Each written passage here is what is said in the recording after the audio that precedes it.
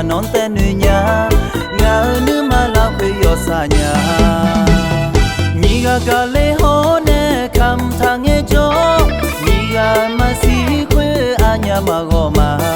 ghé à bò u mô ti gà cho ta nè ya bê tư la mà yu ni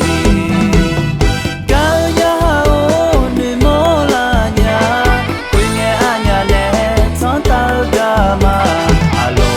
lô bu u tu ti gà yo ta ô nhà nhị gà bia chu mô thọ thọ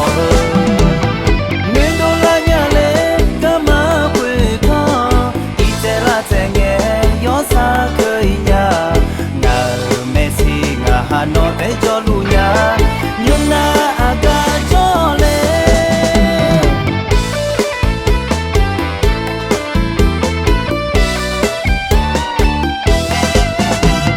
anh nhà nhị ga mô nè to cho phu nghe cho ngà nữ mang la nó ha thì ga nhà u thì yu nghe còn đi ngà non tên nữ nhà ngà nữ mà la quê yo sa nhà nhị ga gà lê hô nè khăm thang nghe cho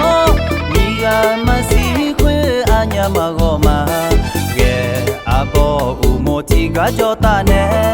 ya bê tư la mà yu ni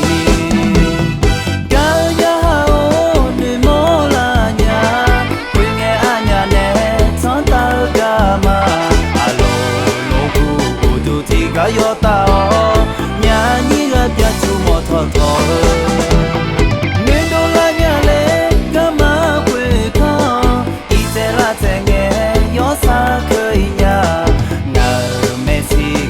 nó để cho lu nhà nhưng na aga cho le